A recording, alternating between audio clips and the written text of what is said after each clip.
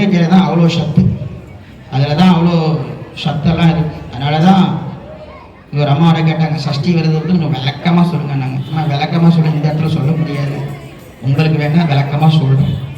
பொதுவாக பெண் பூப்படைந்து விட்டால் ஒரு குடும்பத்திலேயே சஷ்டி விரதம் ஆரம்பிச்சிடும். சரிங்களா? ஆணும் சஷ்டி விரதம் இருக்கணும். ஏன் இந்த விரதம் இருக்க சொன்னார்கள் அப்படின்னா, பொதுவாக 4 திதி இருக்கிறது.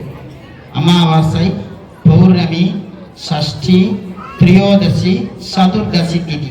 அமாவாசைக்கு முன்னம்பி இந்த 5 நாட்களிலும் ஊடல் கூடாது, ஊடல் கூடல் கூடாது. அப்ப கல்யாணம் சொன்னா கேட்பானா? கேட்க மாட்டான். அப்ப அந்த வீட்டில் அந்த அம்மா இந்த 5 நாள் விரதம் இருந்தால் என்ன ஆயிடும்? நீங்க விரதம் இருக்கங்க வேணாம். இந்த 5 திதியில் கரு உண்டானால் அந்த வாழ்க்கை கொஞ்சம் கஷ்டப்படும்.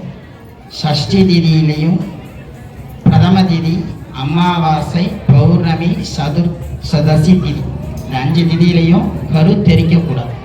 அதனால தான் இந்த 5 திதியிலையும் இறை வழிபாடு செய்து அவர்கள் அந்த கரு உற்பத்தி செய்யக்கூடாத நாட்கள். அதனால தான் நீங்கள் வழிபாடு பண்ணி கடவுள் எதுவும் அடைய போத, கடவுள் பேரை சொல்லி தான் நம்ம அடைஞ்சிக்கணும். அதுக்காக தான் இந்த வழிபாடு வச்சுருக்கோம். புரிஞ்சுக்கோம்.